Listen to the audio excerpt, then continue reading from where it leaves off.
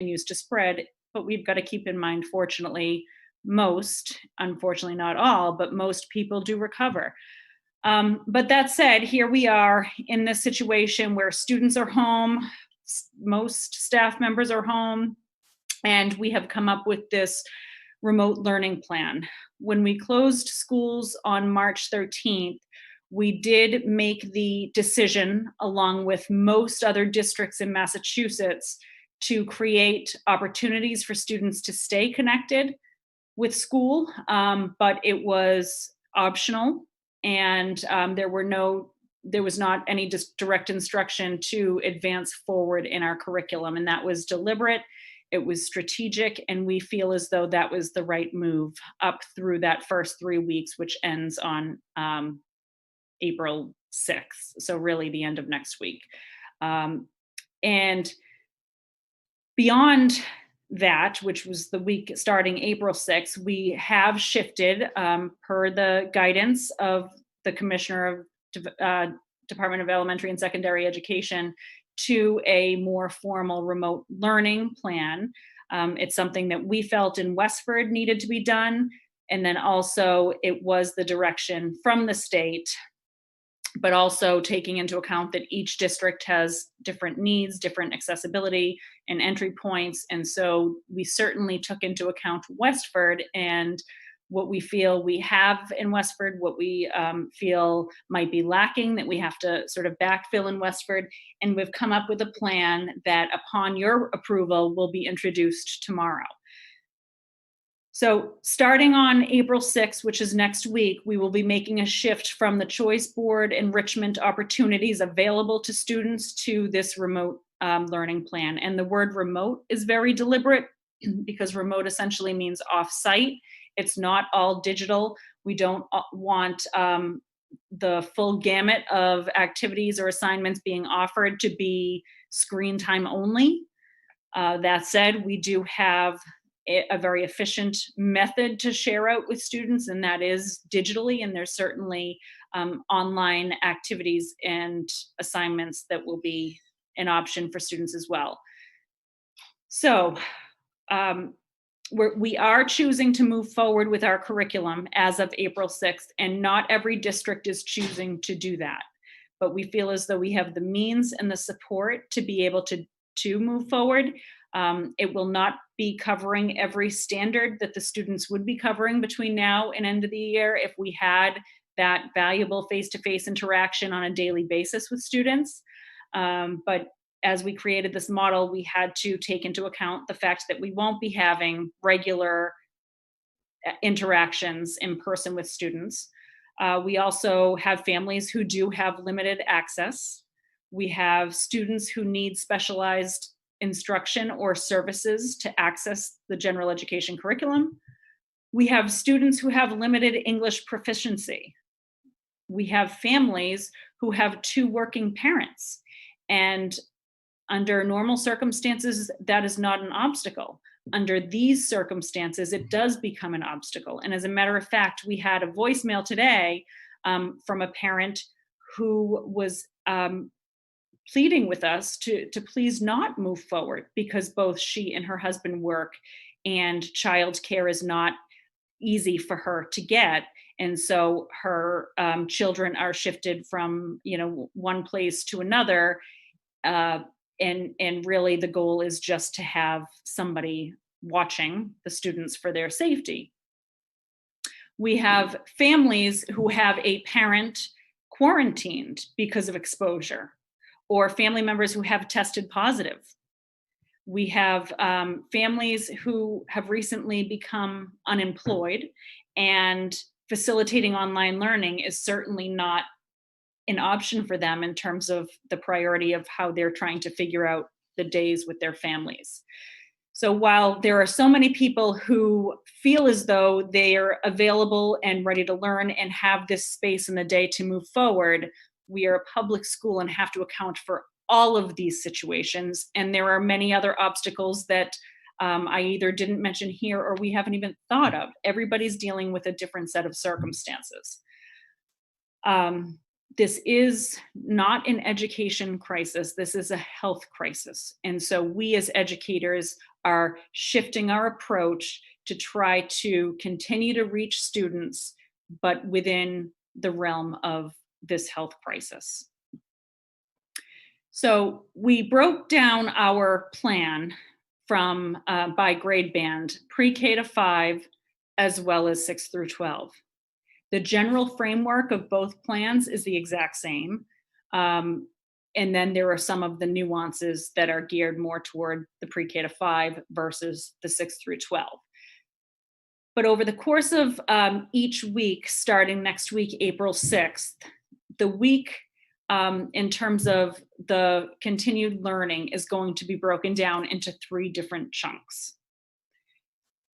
The first chunk is on Monday morning via Google Classroom or Seesaw. A lot of the elementary families and teachers use Seesaw. There will be an instructional video or resource. Some of the upper grades may have some reading to do to introduce new material. This is done in a way that is not live and face-to-face virtually, because not every family can log on at, say, 9 o'clock. So we want to deliver it in a way that students can access it, whether it be 6 o'clock at night, when that's finally the time they can sit down with their families to do that if they're younger, noontime, or 8 a.m. when it shows up in their Google Classroom. So the intent of this is to introduce kind of the topic for the week. With that, also on Monday morning, will be follow-up activities that relate to whatever that new concept is. So the students can take the video, for example, and learn new information and then apply it with these activities. There will be multiple activities that are assigned, and one or more will be marked as what needs to be submitted. And it might be one if there's an activity that's more time consuming, or more if it's a couple or a few activities that are less time consuming. In some cases, it may be 4 options, and teachers say, submit back to me the 2 best products, and it's your choice as to which activities you're bringing back via Google Classroom.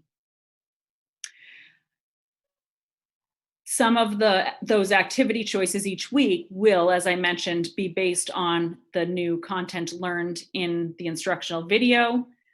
Others might spiral back to reinforce skills that have already been taught.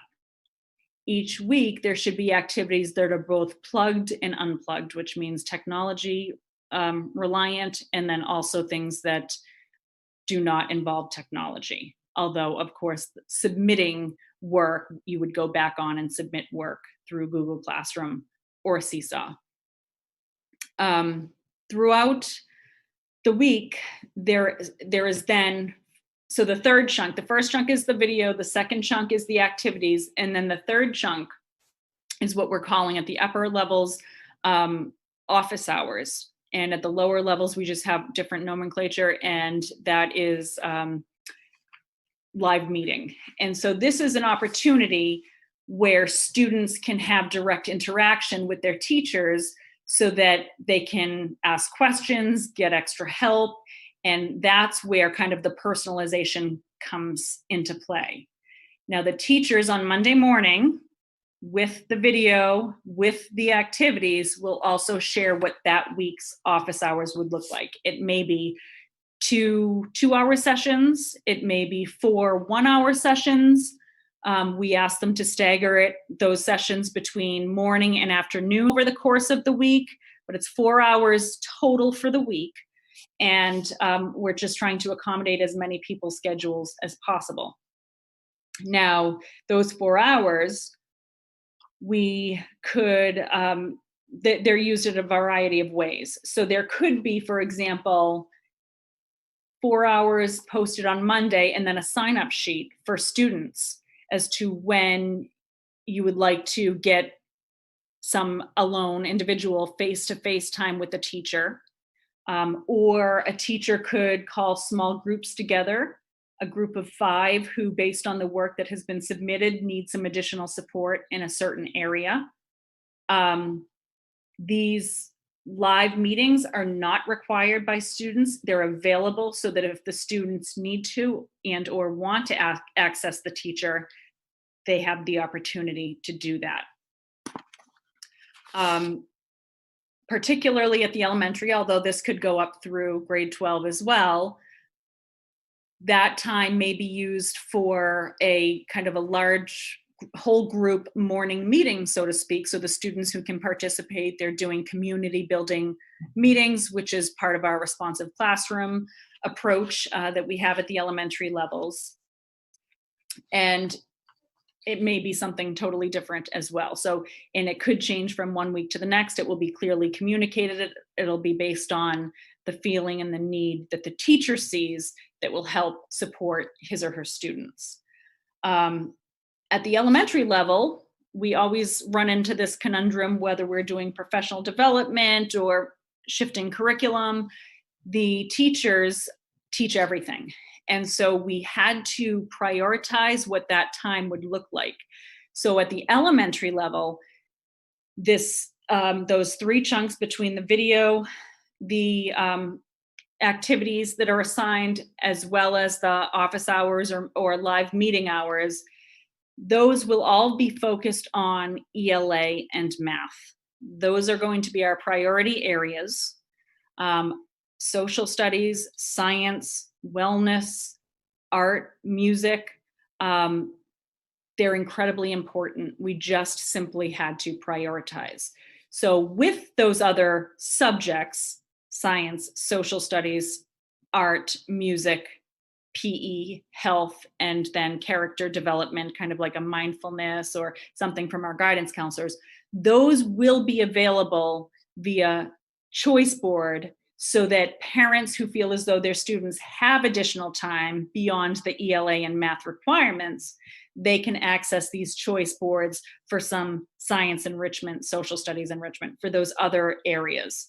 So that's kind of how we've had to sort through prioritizing and realizing that the elementary teachers teach so much, and we just want to make sure that it's manageable both for teachers and students.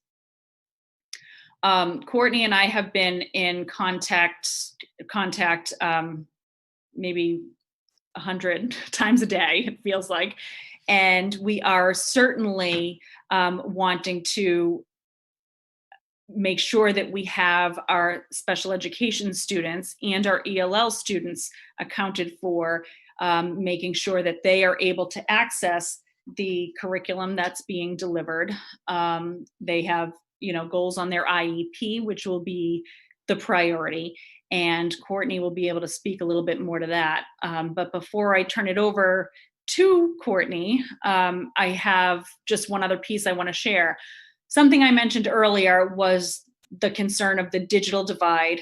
And there are some families who just don't have computer access at home, or during the choice board time, we did give out 10 Chromebooks because there were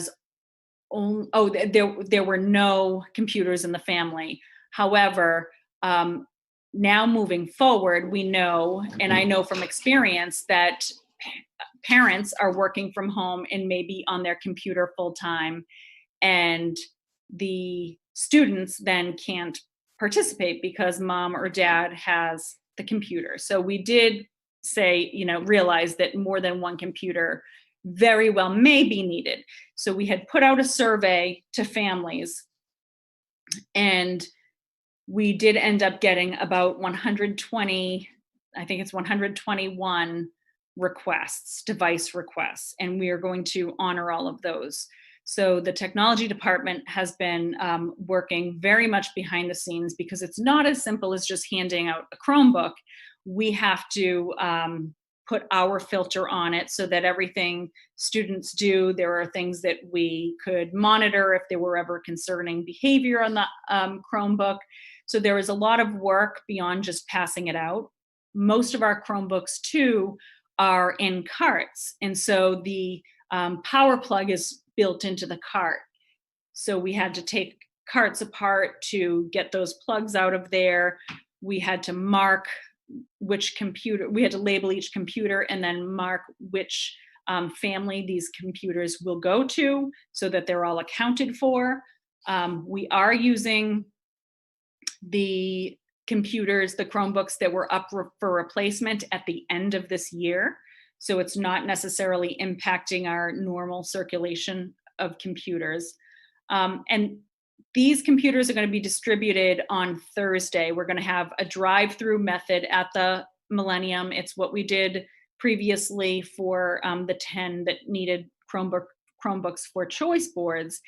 And we have staff volunteers, and the idea is of those families between the hours of 9:30 and 1:30, they are assigned a time to drive up. They're going to go through the loop in front of the Millennium entrance where the vans go.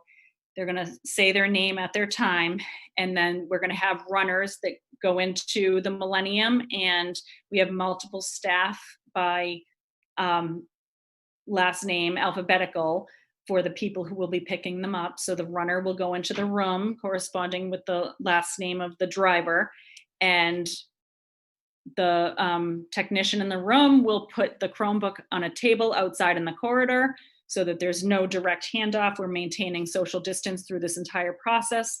The runner grabs the Chromebook, brings it outside, leaves it on the table, steps away. Parent can get out of the car and take it off the table. Again, we just want to minimize or actually eliminate any opportunity for a direct handoff. So we're pleased with that. We're looking forward to that. We feel as though the 120 was about what we would expect in this situation. And I feel as though after this we'll be set to expect and even require that the students participate. Now, there's a lot of logistics that need to be ironed out, that have been ironed out, but some of them are still up for question. We do have, with your approval, the communication going out to families tomorrow, and it will answer most of the gory details that I'm sure people are wondering about. I think at the high school level, much of the concern is around grading, and we, along with most other districts and maybe even every other district that I've spoken to, along with the commissioner's guidance, have determined that quarters 3 and quarters 4 at the high school, and then it's just trimester 3 at the middle school, will be based on a credit, no credit scoring system. So students will not be getting, A minuses, B plus, or the corresponding numerical grades, which is going to be a huge shift in our thinking. And we just have to continue to remind ourselves, what is the goal of this remote learning plan? And it's to stay connected with the students and to keep the learning happening. So a lot of those nuances, we have to be flexible, keep things into perspective, and sort of let it go, even though that's uncomfortable. So grading, there's a lot of questions on the FAQ document for parents, and grading is a big part of that, particularly at the 6 through 12 level. And hopefully when parents receive that, they will understand. And as always, they can feel free to reach out to either the curriculum coordinator, the principal, or myself for any additional clarification that's needed.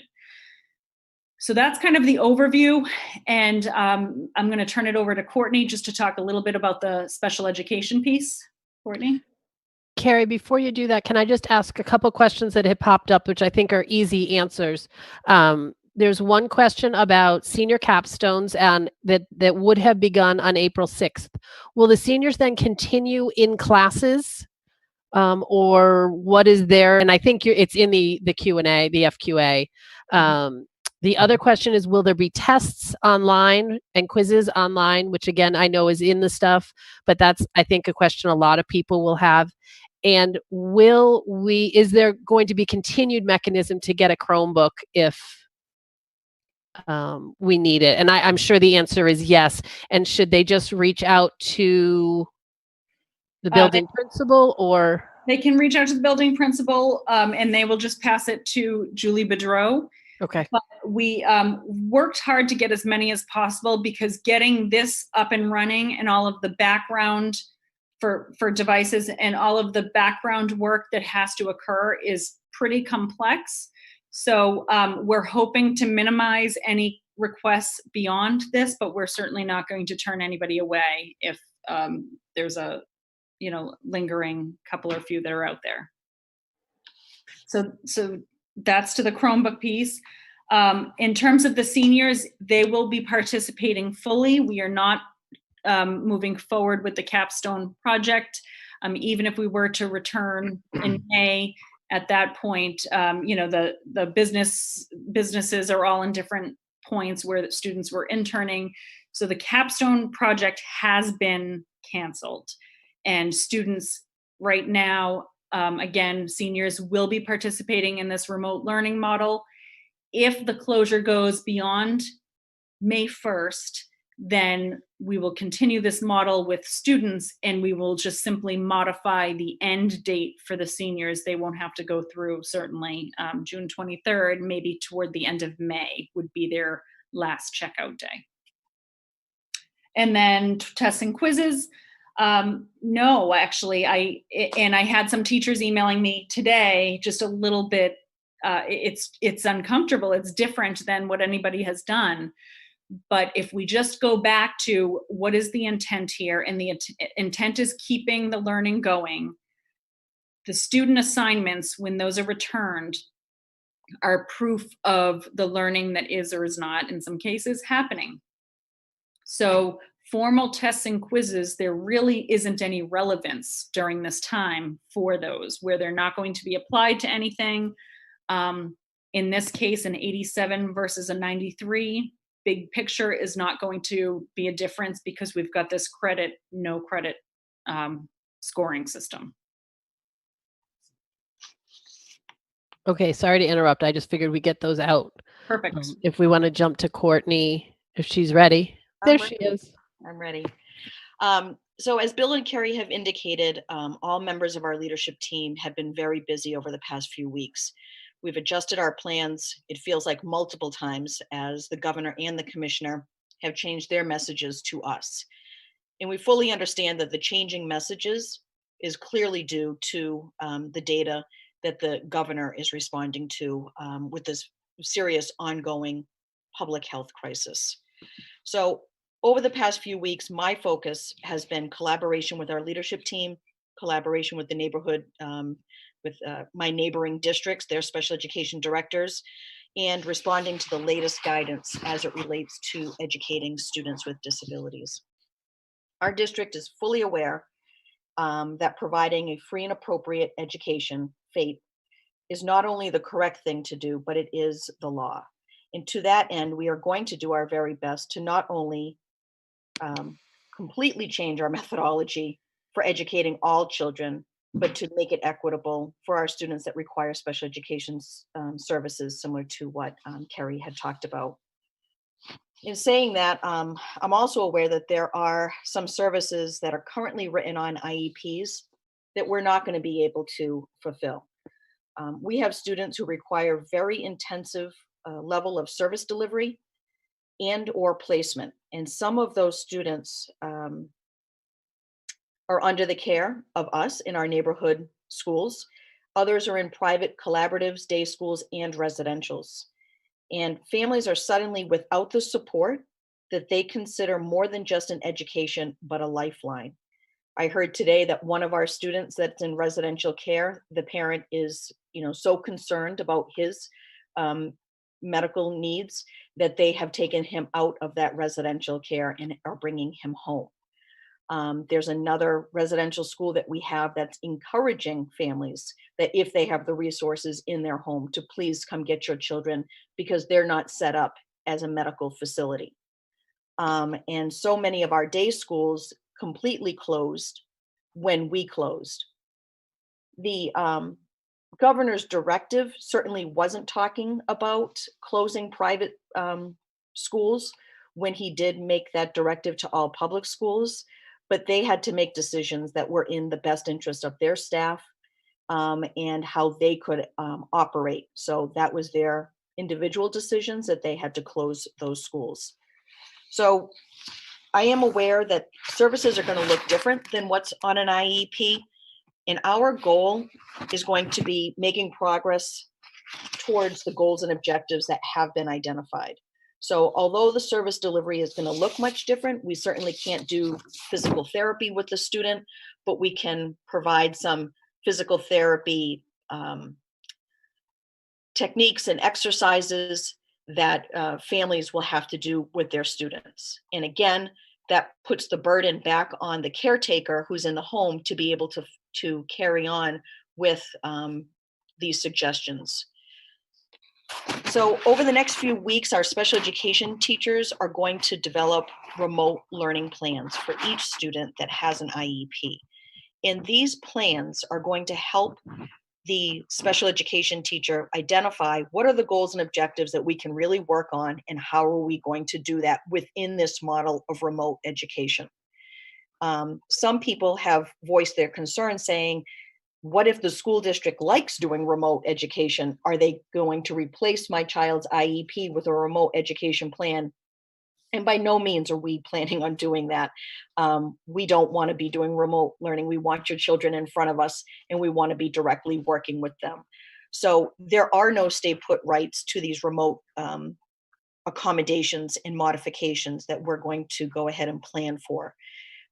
These plans, as I reference them, are not similar to an IEP where we're looking for administration to sign off and or parents to sign off. It is just going to be a roadmap of saying, what are the goals and objectives that we're going to accomplish, and how are we going to get there? One of the other questions that's coming up frequently, and one that I have as well, in waiting for guidance from the Department of Elementary and Secondary Education, is around the timelines that we have. We have frozen for the past 3 weeks. We have not been holding team meetings. We haven't been doing annual reviews or reevaluations or initial evaluations. And we are waiting for more guidance from the Department of Ed on how we're going to go about accomplishing all of those tasks. I can tell you that right now the federal guidelines are telling us to stick with the regular timelines. However, school is closed. And so we're waiting to hear what the state of Massachusetts is going to tell us in regards to those timelines, and we will certainly adhere to them. Regardless of when we are able to meet on annual reviews, initial evaluations, or 3-year reevaluations, we are also quite aware that we will most likely be convening many team meetings once we get back online. And I don't know if that's going to be on May 4th. Or a later time. But we are hopeful that our students will be back in school soon, and certainly have our summer program up and running as well, is our hope. So we're going to look at some of the timelines on a case-by-case basis, because in some cases it certainly doesn't make sense to continue with a team meeting. And in other situations, it might make sense to try to remotely and virtually get a team together and discuss the students' plans. Our progress notes for elementary schools have already gone out, and those went out in concert with the report cards. Middle school, I believe, is going to be released this Friday. Is that correct, Carrie? Yeah. So those will go out. And then high school is going to be at the end of April. And progress notes will be reflective of what the student has accomplished to this point. And with preschool, as you know, half of our population are special education students. And the other half of our population are children that we welcome from the community on a tuition paying basis. We are very aware that those services will not be rendered to the tuition paying students. So we will work with the business department. It'll take us a little bit of time to get some reimbursement back to the families, but we do intend to reimburse families for the latter part of their preschool year. And when our preschool teachers look at what they're going to do for remote learning, they are certainly going to be targeting the goals and objectives to the students who have IEPs in the class. we are still going to welcome our other students to participate in any way, to watch the video lessons, to be able to have access to all the suggestions. But when we're honing in our instruction, we're going to be looking at goals and objectives that have been established for the students that have IEPs in the preschool. So, in short, we are doing something that we've never done before. And quite honestly, we're taking our marching orders from our state leaders who have also never done this before. So we are going to do the very best that we can under these difficult circumstances, knowing that all of the teachers that I have spoken to, some are saying, I'm losing sleep, I'm worried about my children, what am I going to do? How do I reach my child? We got a cute little email, or Mr. Mack got a cute email the other day from a preschool parent who thinks that Mr. Matt is sleeping, and when is he going to wake up so we can go back to school? And that's a pretty valid question. But so we're having a little bit of fun with those emails. But I would like to encourage everybody to use the CPAC to funnel their questions to the CPAC. I certainly want to hear what's working and what's not working. I do want to be available to help offer some clarity. And if somebody has a better idea of what they think that we should be doing, we're going to remain open to that. Because certainly we want to make sure that the students are progressing to the best of their abilities, our abilities, and recognize that a lot of this is falling on the parents. So by using the CPAC, quite possibly, they'll be able to funnel those questions to me, and we will together be able to figure out how can we get these answers out to you. I have met remotely with both Kathy Healy-Norton and Alicia, and we've talked about a couple different ways that we can get the message out to people, but I think that that would probably be the best thing to do at this point. So I would encourage you to use the CPAC to the best of your abilities as well. Thank you, Courtney. And I'm glad you mentioned the fact that, we're looking for feedback. One of the things that had come up was that, we've got all students who are going to have this opportunity for their teacher to send along an instructional video, for example, and then follow-up activities. And then we have some students who are getting additional tier 2 support from math interventionists or reading interventionists, and then other students who are getting support from special education teachers. And we certainly have all of those people working from home and preparing to reach out to their students. But what we don't want is that the students who are, in some cases, are more struggling students, to have triple the work because they're hearing from their teacher and there's office hours there, and then they're hearing from their special education teachers for their ELA services, and then if they see a math interventionist for the math, then there's that. And we don't want students or families to be completely overwhelmed just so we all get our individual tasks done. Throughout the school day, we know that we have these 6 or 6.5 hours, and then we can organize those people accordingly. And that's not the case for this situation. So anything beyond the kind of core piece that the teachers send out is added. So we've just got to make sure that we're monitoring that, the volume of meet with this teacher here or that interventionist there is appropriate. So parents are not required to jump through hoops if you've got multiple people reaching out to you. We are going to try to streamline that so it doesn't happen, but this is new for all of us, and we will want to hear that feedback. Nobody should feel like they're drowning in any of this because we're making supports available. We will make appropriate adjustments accordingly. So Carrie, to that, we have a couple of questions on the IEPs and some of the special education services. Will the assignments be coming from their special education teacher and their general education teacher, or will that be streamlined for the parents? And also the same kind of thing with goals and monitoring, who is going to be the point person on making sure that the child is staying on track with their IEP? So in terms of the work that's being sent out, it will be from the classroom teacher in most cases, or almost all cases, and the appropriate modifications will be made to that work for the particular students who need something a little bit different for them to access the work appropriately. Most of the added pieces is really around that consultation, teacher time, the face-to-face interaction. For students who have Grid C services, which are pull-out services, they may have separate kind of tutoring times with their special education teacher, and during that time they would be maybe practicing some work, which would kind of be in addition to what the teacher gives. So we'll be looking for feedback, but most just typical work being distributed out will be coming from the classroom teacher via Google Classroom. And how about those with IEPs that include socialization, speech language therapy, communication, lunch bunch?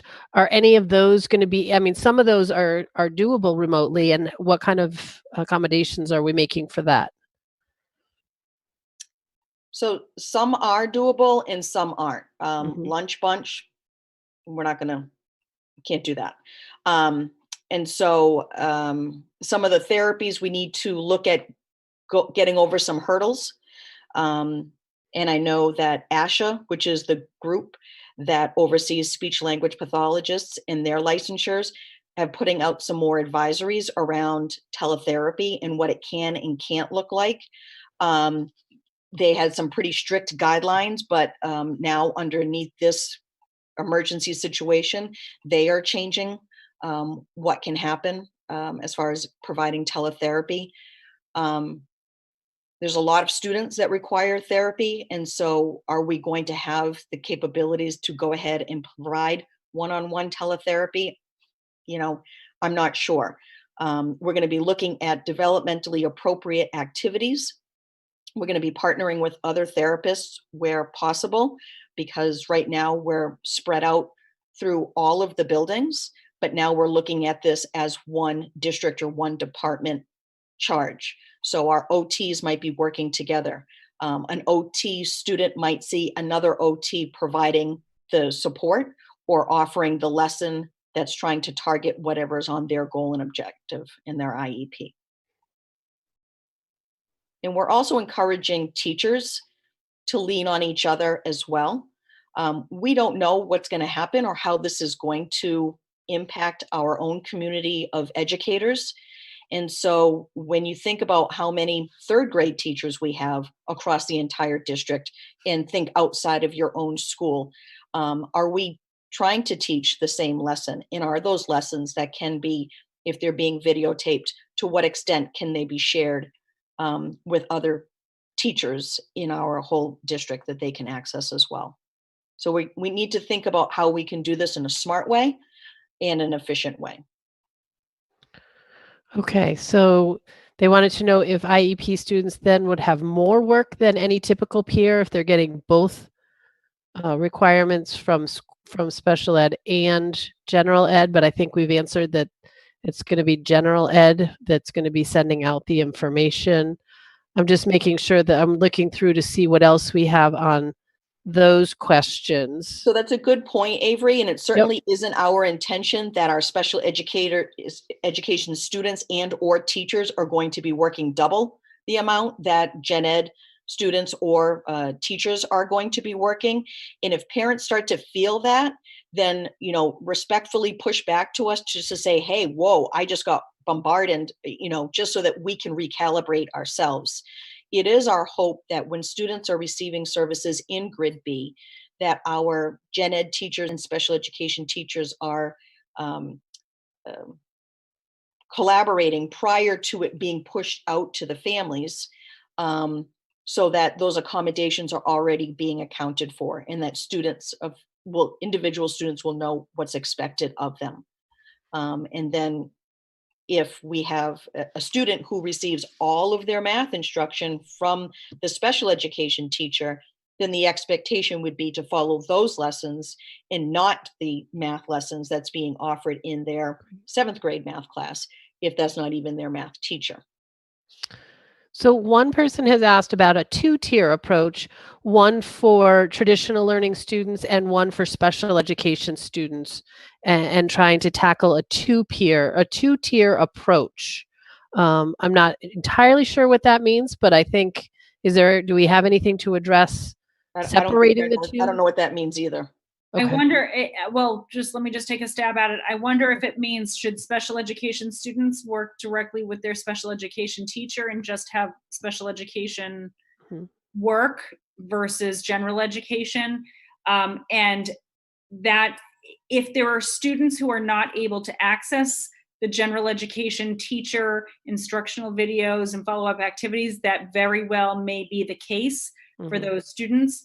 As Courtney said, we're not looking to have the same rollout times 2 for the special ed students, but there are special education students who would just need possibly some modifications to the work, to the classroom teacher's work that would be distributed, that they will do in advance, and then a follow-up live conference to touch base with them, to break things down further for them if necessary. And we wouldn't want to limit that from happening. Like least restrictive environment in school, we want to maintain least restrictive environment in this situation too.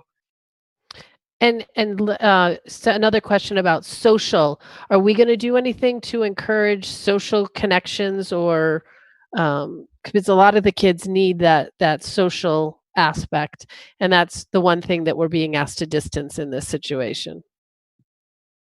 Yeah, so there will likely be opportunities for that, with particularly and more so at the elementary level, because typical office hours where students want to sign up to come in for extra help, a 6-year-old probably isn't going to do that, or even the parent, it may not be as relevant. So at the elementary level, even up through upper elementary, they are looking to have some sort of community meeting type thing where everyone who can log on now. We may do a read aloud and talk about the text after that. Right now, there's not anything formal that's in place for the upper levels. However, some of these office hour times may be pulling groups of people together versus just one-on-one. So that leads to another question about the upper levels. Will guidance counselors be reaching out to students that they were working with to continue that follow?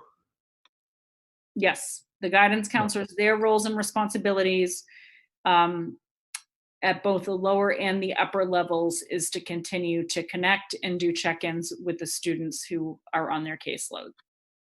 Avery, may I just interject for a minute? Sure. Carrie, when you mentioned roles and responsibilities, I think it's important in looking at some of the emails for people to understand that none of us are on vacation, that each person in every role in our school department has some new revised alternative role that that they're involved with, whether it's a guidance counselor and the way in which they're interacting with the students, or our teacher assistants. Everyone has some role, albeit certainly a little bit different than what it was. And that, we've used the word patience and understanding an awful lot, and that we'll continue to use those words and ask for people's patience and understanding. This is going to be an iterative, as Carrie and Courtney and all of you understand, this is going to be an iterative process where we're going to learn as we go along. We've made our reputation on our close connections with students on a daily basis, and our staff, colleagues. This is entirely different to us, and we're trying to adapt and recalibrate as quickly as possible. One of the things that we're looking forward to also in the administration is getting up close and personal to our students and to our colleagues. Quite honestly, we're looking forward to holding some online sessions with students, whether it's questions and answers. I've talked with some of the elementary staff about doing a lesson on weather and certain topics in science, just so that we can stay engaged as much as possible with our students, because we've lost a lot of the meaning in our lives in terms of the daily interaction with our students and staff. And that's what brings us back day after day. And so we're looking to engage the students as much as possible in our own way, in addition to what's going to begin to happen early next week. Okay, so I'm going to keep trying to get to some of the questions, and I know a lot of these are in the FAQ that is going to be going out tomorrow. One question that I did think was interesting is, can families opt out of participating in this remote learning? That is not an option, and I know some other districts, one in particular, I was reading through their documentation today. I think Drake at Public Schools does have an opt-out option altogether. At this juncture, we feel as though we have the appropriate supports in place and the plan provides flexibility in terms of when students have to be doing their work. We are not dictating that. They can kind of segment out their week. So this is required for credit. Now, all of that said, if there is a circumstance where a family is in dire straits and just simply can't get it done, we will work with that family. We will be flexible with that family, just like we're asking others to be flexible with us. So if there's a situation that it has extenuating circumstances, we just ask for the communication and we will work with any situation. It's important for everyone to understand we are responsible for the education of every child within the borders of the town of Westford, whether that is through the Westford Public Schools or whether they formally apply for homeschooling or some other alternative. So that just dropping out and not participating without some alternative viable plan that is approvable is not an option. So talk a little bit about the teachers and their training, and will we be assessing this after a certain amount of time to see how students have been able to access it, how teachers are doing? So it's two questions. How are they being trained to and getting ramped up for this change in dynamic? And are we evaluating this? Yes, and yes, we certainly are. Now, the kind of interesting thing is, we're doing all of this work, and in theory, it might only be for 2 weeks because we've got April vacation in there as well.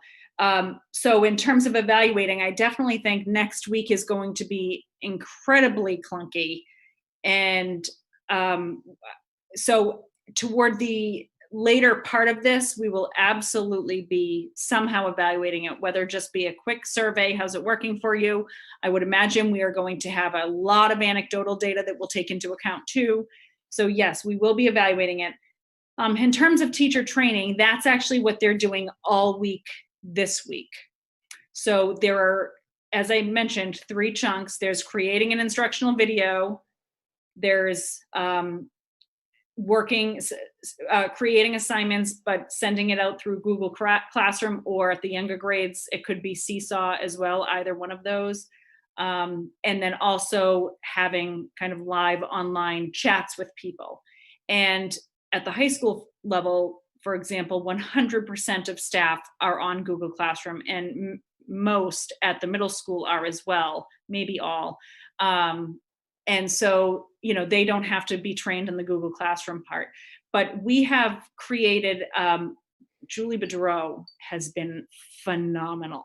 She has created a website with just down and dirty, basic, clear, succinct information in each of those 3 chunks. If you need to know how to access Google Classroom and create one and send it out to your students so that they can log on, because that will be the communication for assignments back and forth, then here are the resources for you. And then did the same thing for how to run a Google Hangout, and did the same thing about how to record yourself and make an instructional video. So it's differentiated in that teachers know the expectations and can access whatever resources that are provided on one nice, neat, brand new website for them. In addition to that, all week long, we have our DLSs and our curriculum coordinators and Julie Bedreau available for live office hours. So if a teacher's going through a module or two in the area of how to run Google Meet meeting with students and still feels anxious about it or still has some questions about it, there are a lot of times every single day where a teacher can just click and say, I'm going to sign up with you. And then there's that live walkthrough. So there's the self-learning piece that for the most part will take most teachers through any one or all of those three areas. And then there's also the live chat piece, because we know people need that one-on-one interaction as well. So we feel very prepared. And again, I just want to thank Julie Bedreau and Stephanie Goslin, who have really taken the lead in creating that resource from scratch specific for our remote learning plan.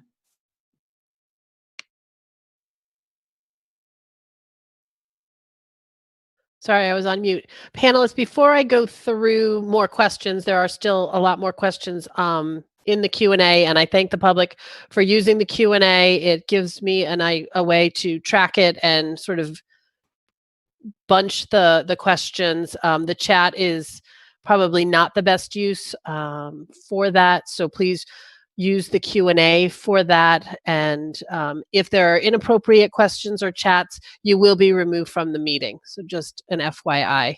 Are there any committee questions right now while I go through the next round of questions and sort of try to summarize? No? Do I see Gloria moving? Unmute. There we go. My questions were, I think, do follow in line with some of the questions we are seeing from the public in the Q&A. One was, how do we handle things like attendance in this context? Are we actually tracking attendance? And there are a number of questions that relate to grades, and I understand we won't be grading in the traditional sense, but will there be feedback, and how will that feedback be conveyed?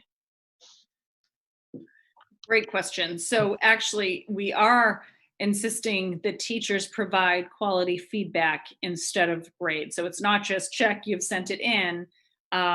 Instead, it's going to be providing written feedback in some capacity that helps the student, when they read it, grow and continue to learn.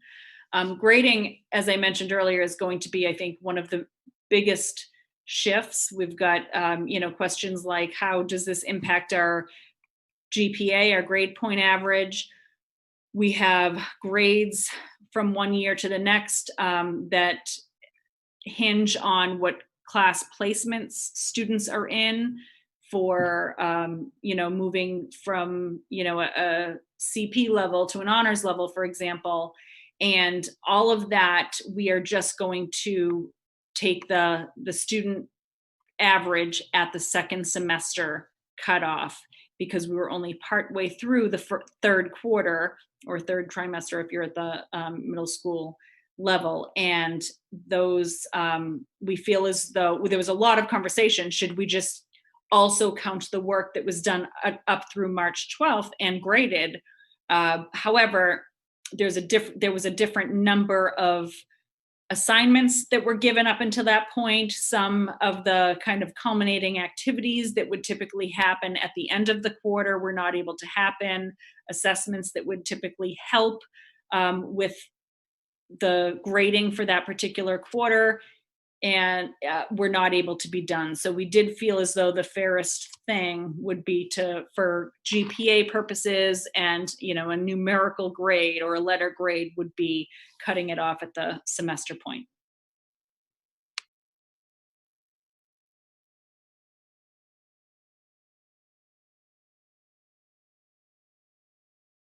Go ahead, Megan.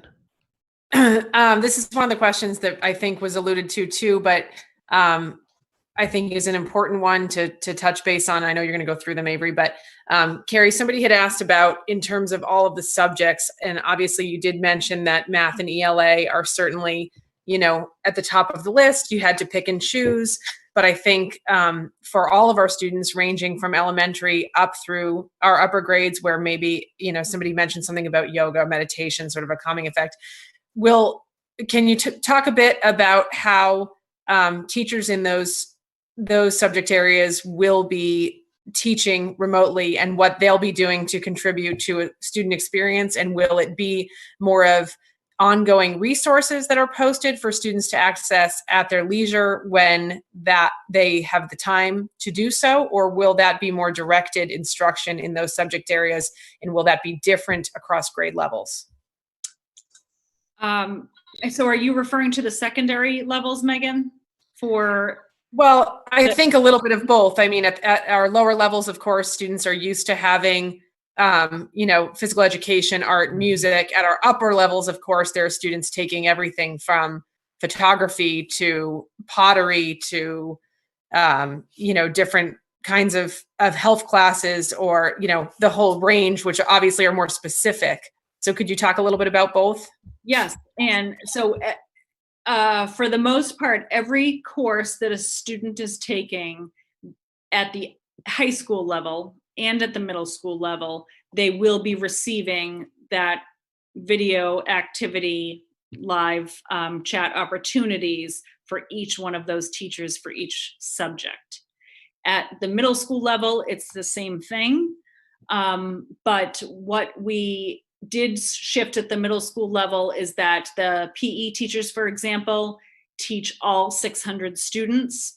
So having weekly check back-ins is not feasible. So in that case, there will be instructional video opportunities. There will be follow-up activities, but there won't be any sort of final product that has to be turned in to the teacher. And that is just a logistical obstacle that we didn't know how to get around. But other than that, it would be for every course students are taking. And so even at the lower elementary class, there may be, for example, art lessons posted or things that students could engage in when they would like to, provided from those specialists?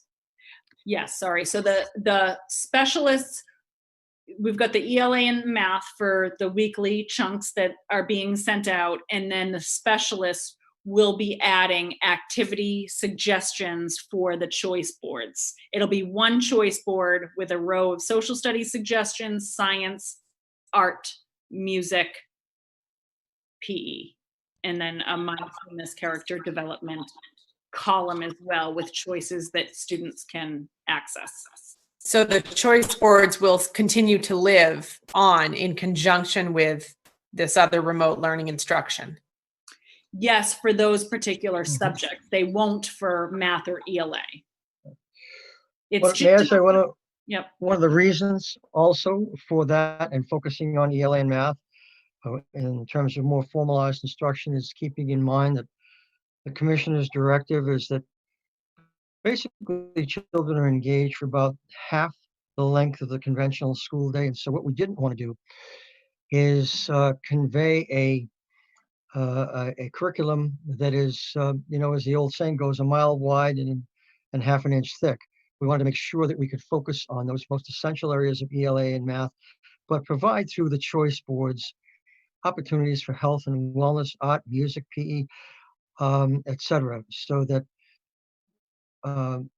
the children can have a choice and can receive some direction, but the emphasis certainly being because of the compacted nature of the instructional day now on ELA and math. And we did make a conscious decision to not just mark time and provide increased depth to where we are at the present time, because I don't think that serves our students well. We made a conscious effort to decide that we do need to provide new curriculum content moving forward, certainly in a modified nature, but I think that will serve our students exceptionally well. Thanks, Bill. I appreciate that follow-up. And what I muted for a minute, and so I couldn't hear if you heard the end of my comment, but it sounds like you did. And I appreciate the focus on math and ELA, but having the other options, because I think anecdotally we've heard from parents is a whole range. In some cases, we have parents who are working from home and simply can't switch gears every 15 or 20 minutes to redirect their child. And so having available content, so to speak, that is kid friendly, kid appropriate, and not necessarily instructional in nature, but oh, here's an Right. art project you could be doing, here's a book read by somebody, here's a music, something is helpful if they'd like to access it, but can also not be accessed if That's right. It's the continuation of the philosophy of the whole child and providing different components of development to children, and not just the most essential topics in terms of ELA and math. Because children, we all know that children respond in different ways to different content areas and have different likes and dislikes. So we want to provide as much as possible beyond the ELA and math for offerings to our students.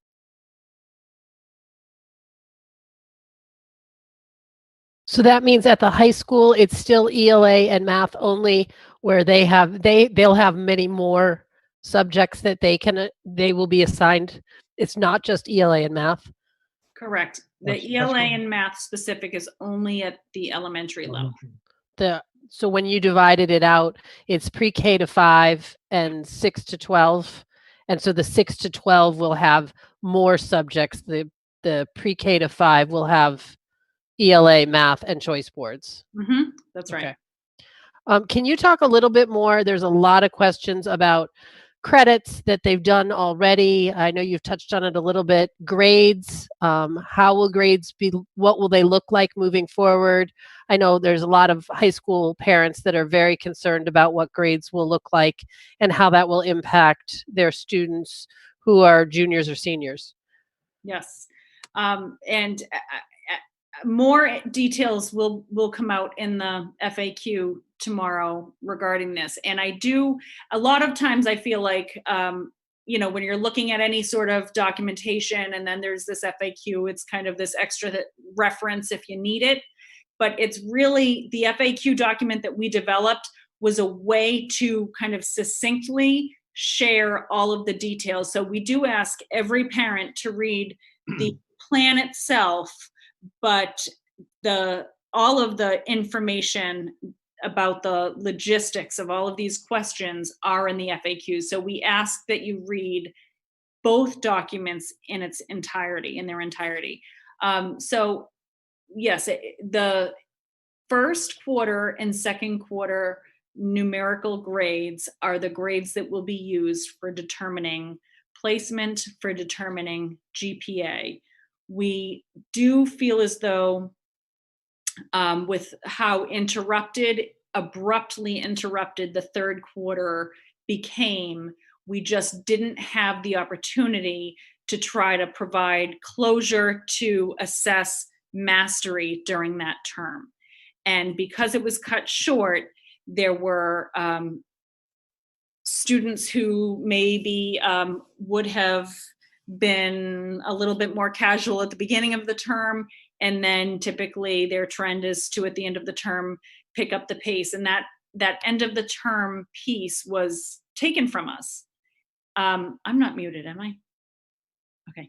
And so because of that, we just thought it was most fair that the last kind of official grade that was given would be the one that is used. So we have certainly parents and students who will be concerned about that, but we have, if there's any student who feels as though, in term quarter 3, they may have been in poor academic standing for that particular quarter, we are allowing a window of time where quarter 3 work that was missing from March 2nd to March 12th can be made up. All of that information will be there, but the formal numerical grades that we feel as though we can trust as averages only come from quarters 1 and 2.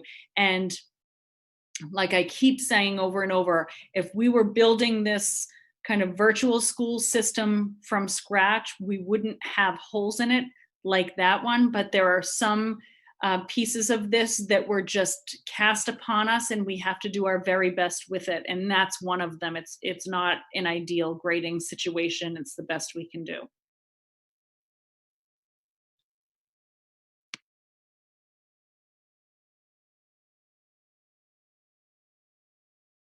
Avery, you're muted.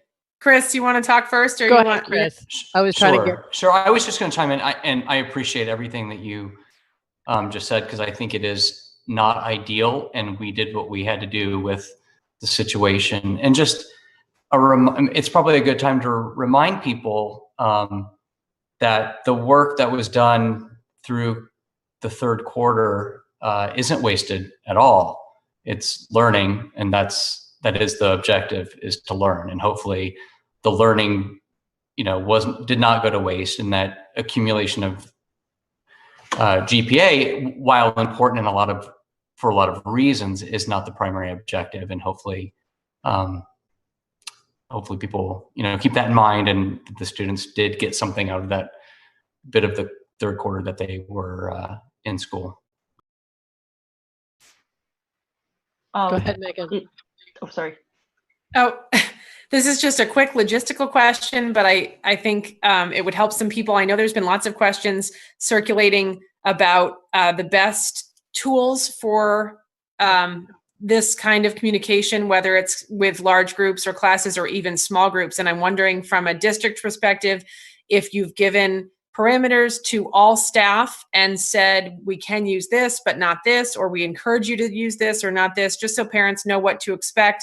I've heard some concerns about Zoom not necessarily being the most secure for students. I've heard others say, no, it's fine. Google Hangout. So I know you talked about the ways in which the students will access this, but if you could talk a bit just about the district perspective about what you have told teachers in terms of what they are allowed to use or what they've been encouraged to use. Sure, that's great.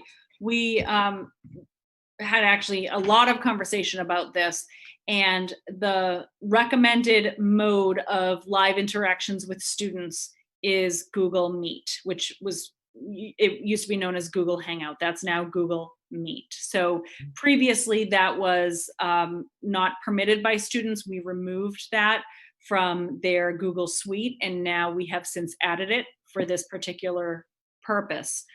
One of the limitations about Google Meet right now is that you don't have this full scene with every individual, the gallery view with every individual face. There's only a maximum of, I think, 4 faces that you can see at the same time. So not ideal if you're a classroom teacher and you're bringing your whole class together and there are 20 students. However, we did learn that there's an extension that you can add on that will allow for the gallery view. So we are looking to share that information once we learn more about it. Zoom has major privacy issues, particularly the free version.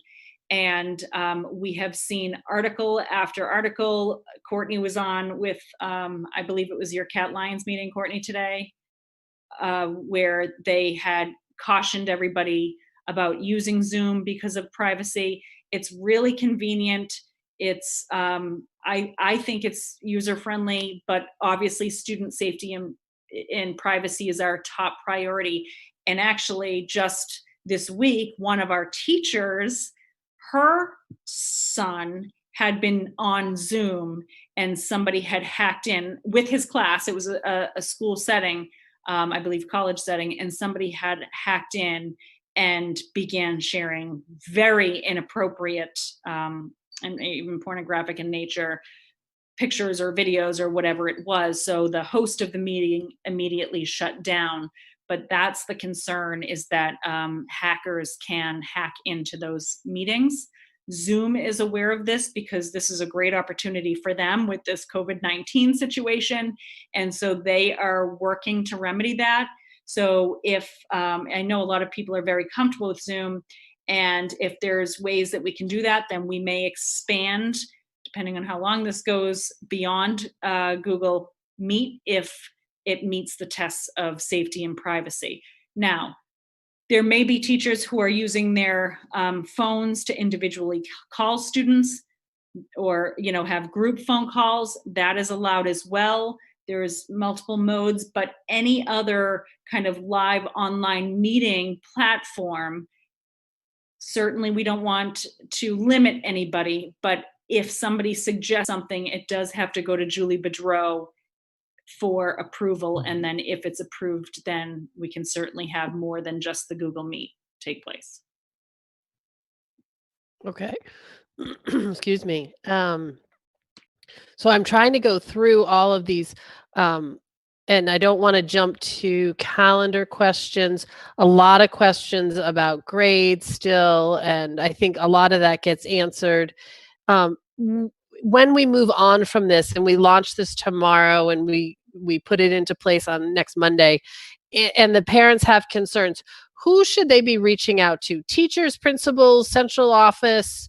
I think it's going to be a big learning curve for everybody next week. So what's the proper chain to get questions answered for parents? Yes. So it, of course, depends on the nature of the question. And what I had put in the FAQs is that you would typically follow your normal chain of communication, ask the teacher, the curriculum coordinator, the principal, special ed director, or student support leader if it's related to special education, and then myself, and then Bill after that. So you should follow the normal chain. We are creating a separate email address for the technology questions, and that will go to the specified individuals so that they can kind of troubleshoot from there if it's about, oh my gosh, I have no idea how to do X, Y, or Z in Google. I think for the K-2 level, there is going to be quite a learning curve because a lot of those students haven't had to log into their Google accounts. And many teachers are using Seesaw, but there may be more teachers who are pushing for that. And we have, with the documentation that comes out tomorrow, similar to what we have for teachers, we will also have a parent toolbox of how-tos we're trying to make it as simple as possible, but we will also have a separate email address for helping support parents in that area too. Some of the questions we have are sort of beyond the May 4th. Right now, this is a plan that we're putting in place for April 6th through May 4th. And the hope is that on May 4th, the kids are back in the classrooms. I'm sure that we will update if that date changes, and that would be something that the governor would have to tell us. Right now, any plans for May, say at the high school, final exams, junior shadow day, all of that sort of thing, is the best resource Jim Antonelli's emails that he's been sending out regularly with those updates and changes? Yeah, Jim has been quite good in sending out updates. And so I think most of the information that pertains to juniors and seniors and events as we proceed through the end of the year, even how we approach graduation this year, we're still uncertain about that. Jim is constantly meeting with his staff on that to be able to provide the students with the best experience possible. We understand it's a very emotional time for the seniors. We know how tight they are, how tight the students are in general, particularly in high school. We want to make sure that we are able to honor them appropriately, given the social distancing conditions, but do the best we can for particularly our seniors this year and juniors moving forward. So Jim is the best source of information. Okay. I guess this is one, did we decide on the April 6th start of this, or was that a state mandate that they required everybody to switch over to remote learning? Well, it wasn't necessarily a hard state mandate. I think that we all recognized that once we were going to proceed forward beyond April 6th, that we knew that we had until that date to come up with some short-term plans and then start working on the longer range plans also, so that, and moving forward, as you referenced a few minutes ago, Avery, we're going to be continuously updating plans for what we're going to do in the event that there is a closure through the remainder of the school year, which we do not know at this point in time, but we have to be prepared for. Okay, and just so people understand, I'm not ignoring calendar questions. We're going to cover calendar questions with a calendar discussion. I just wanted to set we're talking about through May 4th right now, and the online learning that we are rolling out next week. The SATs we're still waiting for guidance on that. MCAS, we're still waiting for guidance on that. Right. So all of Because those that questions. competency testing requires a waiver from the federal government and also from the state. And so the federal government has provided that, and the Commission of Education is working with the Board of Education and the legislature on that right now. Correct. But moving forward, everything is going to be credit, no credit, not pass, fail. Correct, Carrie? That's right. Okay. And what would constitute not getting credit for a course? Lack of participation and lack of showing progress, but it's not obviously not going to be a specific grade because we aren't doing formal grades like that. And remind me again, is attendance going to be taken at the upper levels? Yes, each week the work submission will account for the attendance. Okay. The video is being sent out, so that's done at students' leisure. We are not going to hold attendance for the office hours because those are optional, just available for students. So the attendance will be taken by the work submitted. Okay. And the choice boards remain optional. Correct. Okay. At all levels? There are no choice boards at 6 through 12. Okay. It's only the additional content areas at the pre-K to 5. Okay. I'm just scrolling through. Does anybody else see questions that there's a lot of questions about grades, and I think that we're doing our best with grades and making some hard choices for our high schoolers, and we totally understand that. If they have ongoing concerns about college paths and how this will impact that, who is the best person to reach out to on those questions? The guidance counselors. Okay. They can email the guidance counselors. Avery, I wanted to add some more. I wanted to add some more comments on the college aspect. I know the GPA question has come up a lot, and things like standardized testing and college admissions.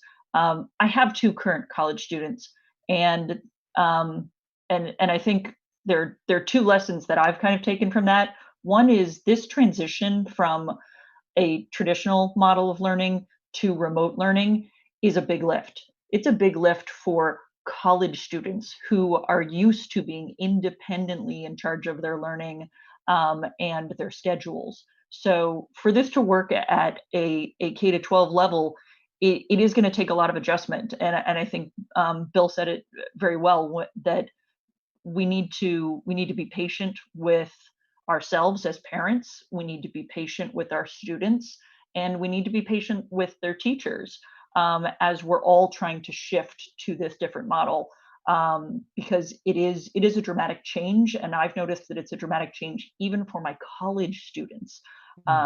So I think everyone does need to be patient, and I think Carrie said it, like that first week may be rough and it may feel uncomfortable to people, but as we go into the second week, we're all going to learn as we go along, and the students will get better at it, and so will their teachers, and so will parents get better at how to communicate with your students and how to support them in this transition. The other reason why I bring the college piece up is colleges are dealing with this from 2 perspectives. Colleges are dealing with this from trying to educate their own current students remotely, and they know how difficult that is. So if colleges are having that experience themselves, they are absolutely going to be taking this into account in college admissions when they're evaluating performance for students that are currently in high school and will be applying to college in the next several years. Colleges are absolutely going to be acutely aware of how this public health crisis has impacted students' experience this spring. So I don't want parents or students to lose a lot of sleep over that, because we need to recognize this is a nationwide problem that all of the colleges are going to have to be taking into account and adjusting for. And as we go along, we are going to get more detailed guidance of what are the exact details of how this new format for AP exams going to work this spring? We already know the May SATs are canceled. Are the June ones available? I think a lot of colleges have already taken it upon themselves to consider switching to test optional formats. Certain selective colleges that used to require SAT subject tests have dropped that requirement now and are saying that they will no longer require the SAT subject tests. So I think a lot of colleges are taking this as an opportunity to reevaluate some of their own policies on testing and what their requirements are going to be. So I think we're going to see a lot of adjustments as we go along with college admissions, and I think guidance and is going to communicate that to students as we go along. But I think the focus is keeping students happy and healthy and engaged in their learning, and the college piece will work itself out. Trust that that'll happen. Corey, I'm glad you mentioned that. I was eventually going to try and make that point that we took the students time, and there's that. I think some of the students now in town think that this is a disadvantage to Westford students, and this is a global issue, as we all know, and that the colleges and universities across America are going to have to adjust their admission policies and standards and make all alternative plans in terms of just incorporating grade point average, because everyone is in the same position. So I guess my advice also to our students and their families is please just relax. There are so many other factors that enter into college admission than just grade point average, and there are enough things in life for all of us to be stressed over right now, and I don't want anyone to be extraordinarily stressing over grade point average when everyone across the world in some way, shape, or form is in the same position.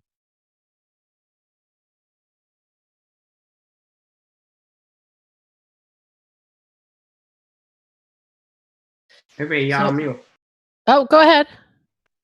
No, I say you're on mute. But yeah, I do have a question for Carrie. So for the pre-recorded videos, can you talk a little bit about the pre-recorded videos? So how are the videos being produced, and then is there any guideline or regarding like be covered or what should not be covered? Can you explain a little bit?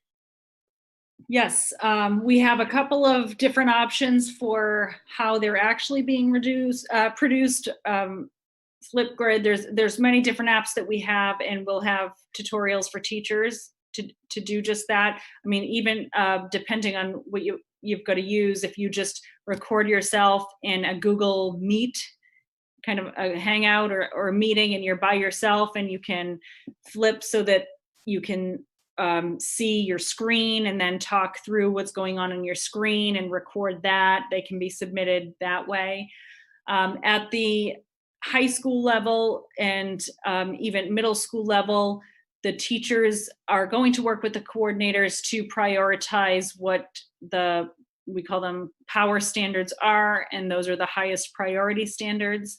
At the elementary levels, bless our curriculum coordinators, they are going through and identifying for teachers, mapping out, we're mapping out the end of the year just in the case that it goes through the end of the year, but certainly up through May 2nd, which standards are going to be taught, and it's the standards that are most relevant in terms of needing to know for the next grade level and the next content area, the standards that are needed to know for MCAS testing, and standards that are most relevant to just understanding everyday life and applicable to the real world, so to speak.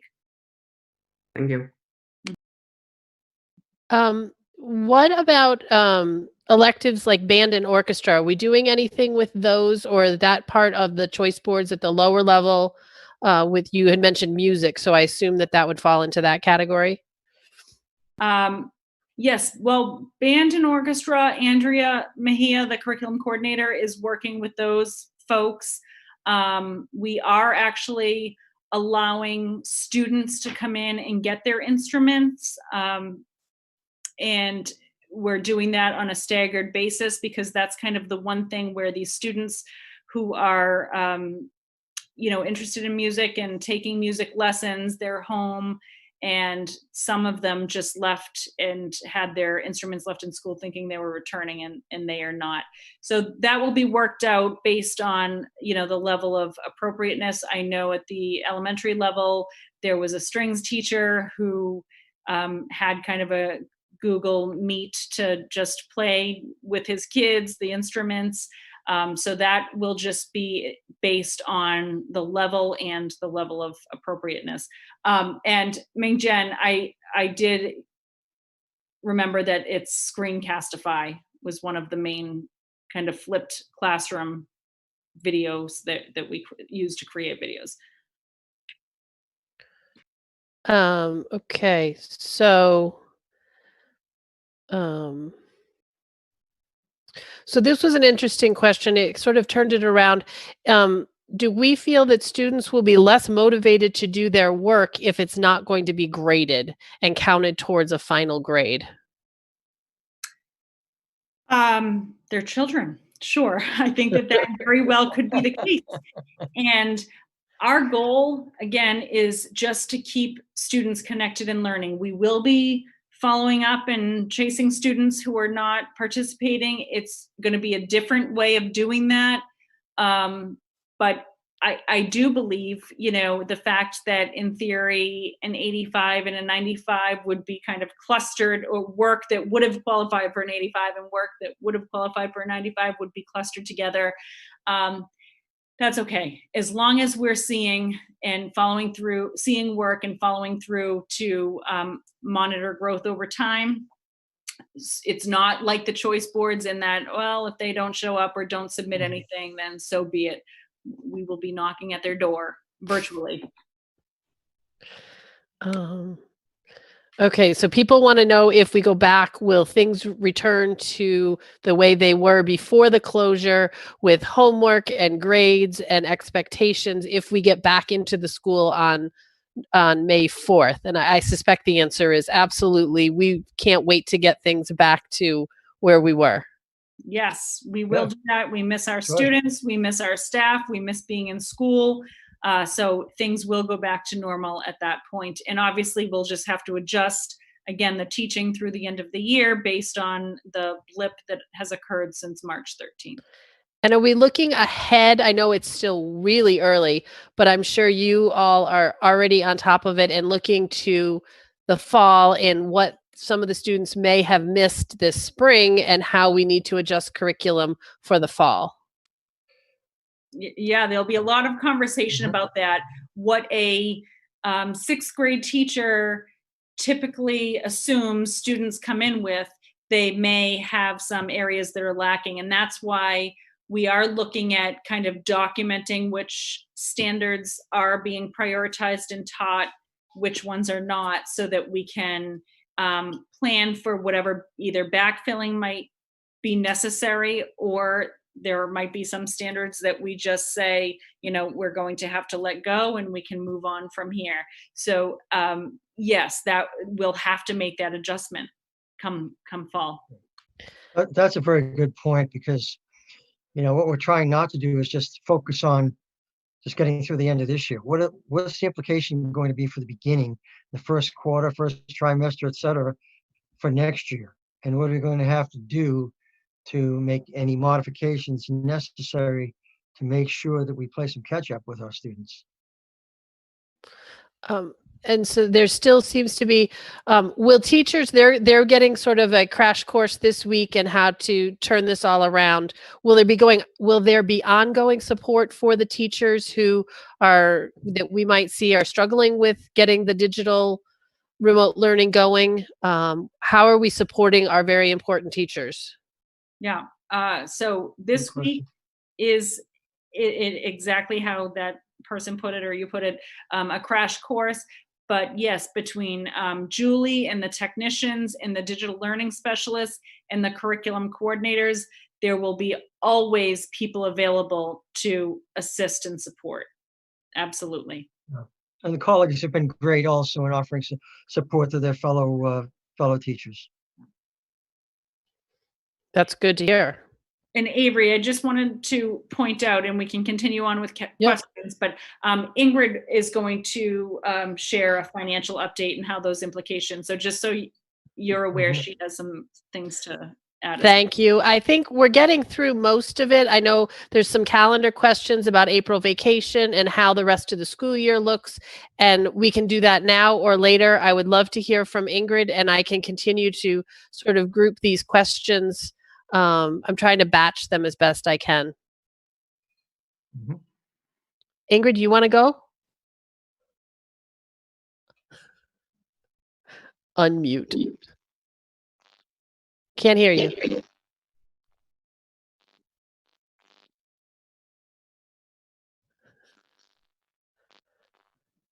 Technical difficulties. Can you hear? Yes. Yeah. I'll be here for the whole meeting. So if you'd rather on this theme, we can do financial at the end. if that's No, all right. go ahead. I figure it's a good time. I'm just going to scroll through questions. They're slowing down now at this point. All right. Well, like on, our most important learning, this is uncharted waters on the financial side too. Mm. So we're tracking everything, every change, everything that we, are doing differently. That's spending our budget differently to continue to support our staff and students, but also, to be prepared when we do get back to school, because that's a really important issue is continuity of service. That's why I think it was so important last week when you voted to continue paying our staff as they are all working remotely, supporting our students. Some of them have jobs that look a little differently right now. We have documentation of what remote work looks like for every job class that we have.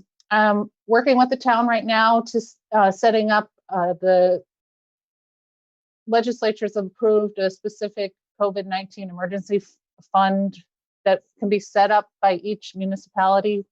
We're in the process of working that or setting that up. It'll go in front of the Board of Selectmen. I think we'll have a town side and a school side just to track the expenses. That's right now still in front of the legislature, so that's kind of pending. But particularly in the event if this is a prolonged, hard-hit emergency, and we do have, hopefully, we don't, but expenses on the preventative side for our first responders and things like that, that we are able then to use our resources the way we need to. And the state and federal government have pledged support to help, every community in America out. So, we're tracking, part of that will be, tracking specifically that fund for cleaning expenses, remote learning, supporting students and such. I'm also working together with the town to pull together a report. I started a meeting last week with the town finance team and talked about some of the revenue hits that we're going to take, which started the conversation, and they were like, oh, we should look at this too. So we're working together to capture not only the different expenses, because there are going to be some areas we're going to be spending, well, we're just going to be spending differently right now. And also just the different revenue levels that we'll be able to expect or not receive. So that is going to change week by week is my assumption, because we react just like on the learning side to the guidance that we receive from the state. And that, judging from the hours of conference calls that I seem to be on with the state, changes pretty much call by call. As I think Bill and Carrie said early on, and Courtney, everyone's figuring this out at every level. So one of the big topics right now for every district in the Commonwealth are, how to support our outsourced operational services. I mean, we have in-house food service and custodial staff. Other districts outsource that. We do outsource our big yellow buses, our regular transportation, as we outsource a significant portion of our special education transportation. Specifically today, I had a conference call on the regular transportation, who D-Bus is our vendor. Right now, there is a state law that prohibits us for paying for services that are not rendered. But then on the flip side, the state absolutely understands not only the staff that these vendors provide to our districts, and I mean, I remember my children, the bus driver was like a family member almost. So we want to work together with our vendors to not only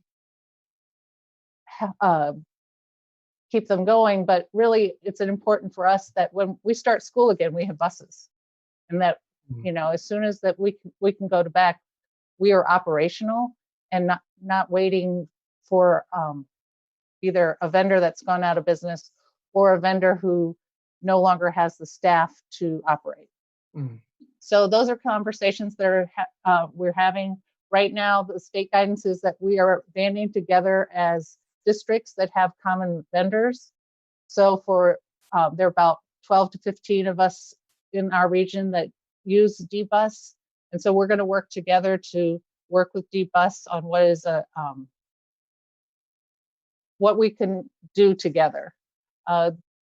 Currently, the guidance from the state is that we work collaboratively to amend our contract with our transportation vendor, specifically, during the COVID-19 crisis or closure, that we continue to pay a certain amount. That's a negotiation that we're going to have to start. We have a meeting among the districts that have D as a vendor later in the week.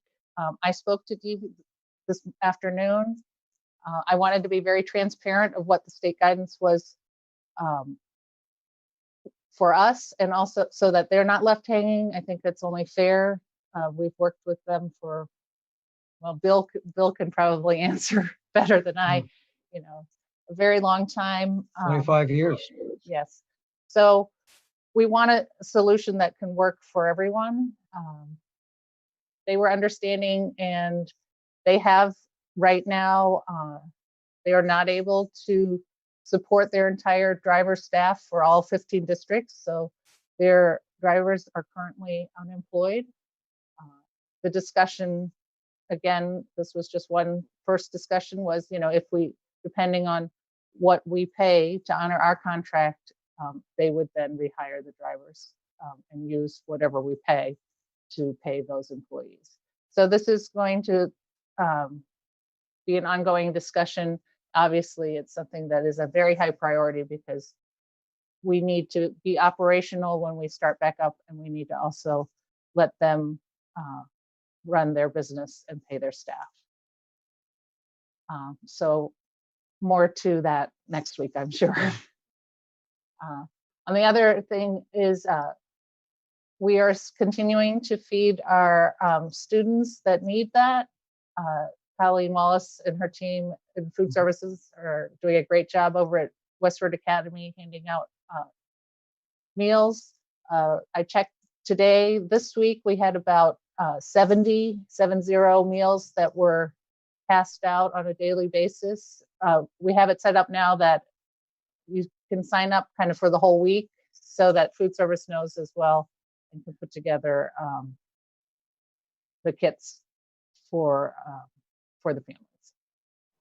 And we did also receive, Massachusetts applied and received a waiver from USDA. So before, if you were a community that had 50% or more of economically disadvantaged students, then the food that you passed out was reimbursed.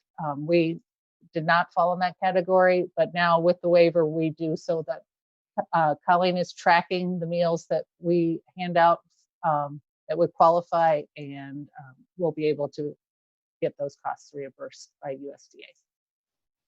And then just one last thing I just wanted to point out too is the Department of Transitional Assistance, DTA Connect, has a website where families can go to if they need help, not only for food, but all sorts of things. This again is uncharted territory for everyone. I know many people are feeling the economic effects as well. And Project Bread also is a state-approved partner in getting services to families and our students. And that's it. Ingrid, could I ask a follow-up question about the buses, please? Sure. Yep. So it's my understanding that and you said as much, that their drivers are not currently getting paid by them. Did that coincide with us stopping payments of our contract, or have we been paying our contract and their drivers are not getting paid? So we in the last warrant that you approved last week, seems so long ago, there was the most current invoice was paid, and that was for services for the first 2 weeks in March when we still had school. So that invoice has been paid. So we are current right now. We will not be current with the next, if we don't pay the next bill. Okay. And they essentially furloughed their employees or laid them off or whatever they did effective when school ended as well? I don't know the exact date that they furloughed, but I can find out. Okay. Thank you. Sure. May I just make a comment about paying hourly staff? Mm-hmm. Because if I'm correct, you took a unanimous vote and approved that Yes. last week, which I absolutely, totally endorse. Keeping in mind that they have altered work assignments. We are not paying people who some might think are on vacation. And that's a very important distinction to make, that it's a very valuable contributors to our school system, no matter what the role. And keeping in mind also that we have the money in the budget for this fiscal year. And the fact that not only with the health consequences that are being created by this virus, but the economic impact. And you have to think about, if we stop paying our staff, even though they continue to work in a modified nature, think about the money that is now withdrawn from the local economy again. And so it exacerbates the problem. So it's not an easy cut and dry, well, if they're not showing up physically for work, then we shouldn't be paying. That's not the issue. We all have modified work schedules. It doesn't mean we're doing anything less in terms of a commitment to students. And I do think it is absolutely the right thing to be paying these people. We did just have a question asking if residents can make contributions to the food service account to help offset the costs of providing lunch or providing the food to the community. We could definitely set up a donation account for that. Okay, thank you. Yeah, there have been some people who have offered to donate gift cards. And, we would want to control that carefully in terms of the distribution. But there are a lot of very benevolent people in town who have been doing very much to help out our students and our families.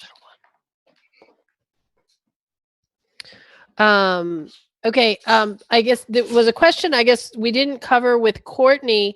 Out of district placements, how are those being impacted? So unfortunately, most of those students have also been dismissed from their regular programming for day and collaborative. And like I said, right now we have one residential student who has elected to go home. Whether more will go home, I'm not sure. And each of those individual schools are trying to put together remote education plans appropriate for the students, as well as having like hotlines for parents who are really struggling with behavioral issues in the home. So they are taking the lead on that piece of it. We will continue to pay for the tuitions because we certainly want those schools to be ready to offer our students a seat when they are ready to go back in session. They are smaller organizations. There is a possibility that they could go back online sooner than what we might be able to do, and that certainly is my hope that will happen. And back to some question, there was a question, are we going to provide any training or information for parents on how to manage this, how to manage stress, how to manage working at home with the kids?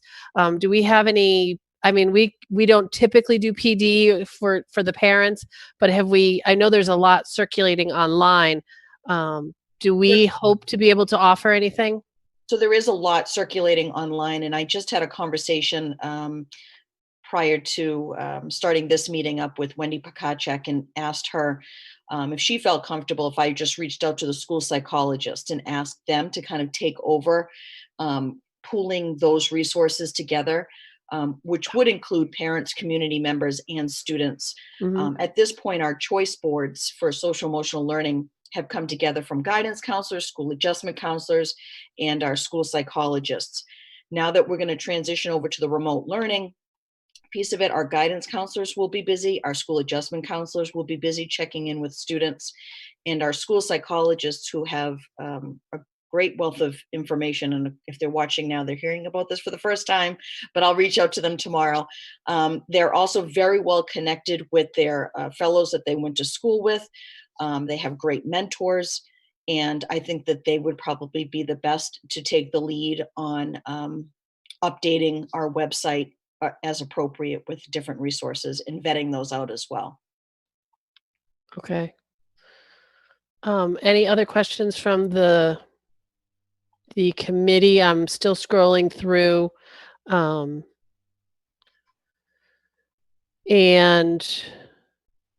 let's see. Homework will be assigned and due based on the plan that is being rolled out tomorrow. It does not necessarily mean it's all online work. I think Carrie was quick to tell us it's not just screen time for the sake of screen time.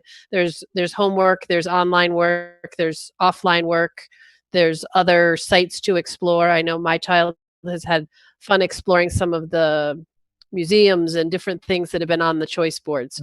So as reluctant as she was, she actually ended up enjoying some of it. So, and I think the one question or comment that was in here, in the spirit of challenge success, let's make sure we aren't worried about grades and GPA first.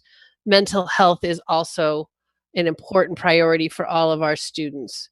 And I want to make sure that we're all keeping that in mind. I know that can be hard for some of our parents to keep in mind. Putting a lot of emphasis on that, and so isn't the state. In all of the commissioners' guidance directives, social emotional well-being of students is very much at the forefront. And I'm not sure that, I mean, people can scroll through. I'm not seeing a whole lot of new questions right now. I think a lot of it will be answered as we roll this out tomorrow. But I do want to address, if there are no other questions from the committee, I think we do want to talk a little bit about, are we going to have April vacation or not? I think that's a big question. We're just going to get the remote learning rolled out, and are we going to have that for 2 weeks and then take a break for a week? That sort of chops things up. I suspect not many people are traveling right now. And what other impacts are we looking at in May with Election Day and some of these other things? I know we've had some, first round talks on the calendar and any changes that we see coming due to the closure. Well, I think we're going to have some more discussion on that because we aren't sure at this point in time how many people will be traveling. Historically, the April school vacation week has been the most popular vacation week during the school year, with a far greater degree of people traveling than any other vacation time. And so whether we make learning optional, such as focusing on the choice boards or not. I think we're going to be talking about this in this upcoming week to determine what we're going to do during the April vacation week. We don't want to penalize families who have, spent some significant amounts of money and will be traveling. But we also want to try to provide as much continuity in terms of now the momentum that we're building as possible. So I guess that my answer in a long and roundabout way is stay tuned, because we're still talking about that. And I think in regards to May 5th, the voting day, where there was no school for staff or students, I know the select board is considering what to do with that date, if it's something that could and should be postponed to a different day or to Saturday. And if that were the case, if we did return to school on the 4th, which is the day before, there would be really nothing prohibiting you from voting to kind of shift the calendar back by one day, so that we wouldn't come back to school and then have, actually that's a no school day, right? So, Right. And then have no school and then come back for that Wednesday, if there was some option where the voting did not take place as it normally would. In addition, if we are not back at school by May 5th, then obviously the traditional voting wouldn't be occurring either. So we could also just work through that day, and then instead of the last day being June 23rd, it could be June 22nd. So that's an option too. We need to take our cue from the select board if and when they formally move election day. Exactly. Right. Mm-hmm. Okay. Megan, yep. Do you have further updates too on calendar? I don't. I just wanted to chime in there for a minute, because I'm sitting here listening and I hear what you're saying, Bill, about historically an April vacation, but I'm sure that there are many viewers and listeners thinking the same thing that I am. Where would you be going? The entire world is closed. So I guess I just want to put my 2 cents in to say that, as a school committee member, I would be erring on the side of it's highly unlikely that anyone is traveling. And I think,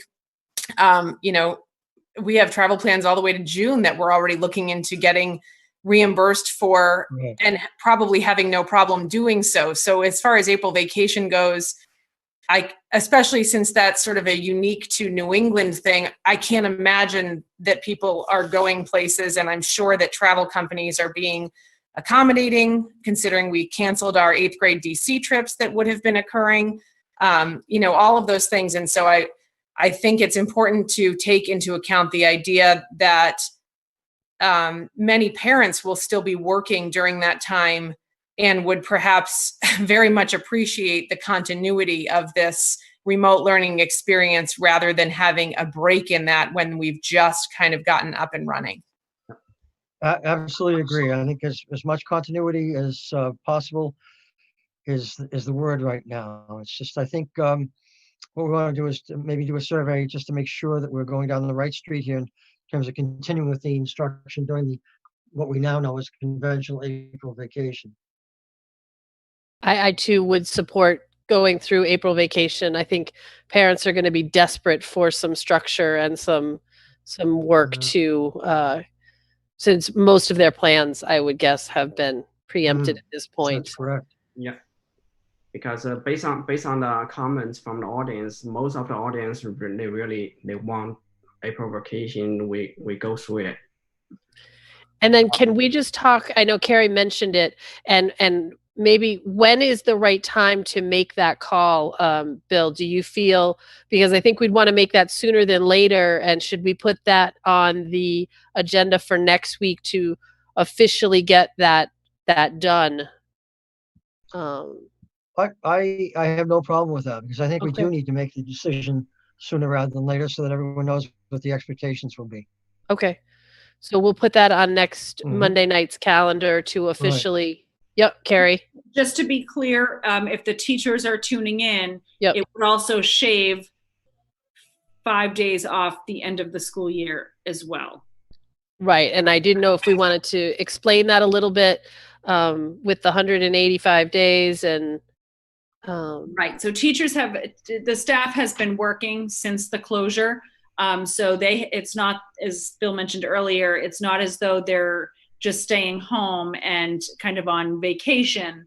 So if we were to work through April vacation just to maintain the momentum, then, the teacher's contract is still 185 work days. So where they are working now, then the school year would end 5 days earlier. The only question that I would have is if we would just have to have that Monday off because it's Patriots Day.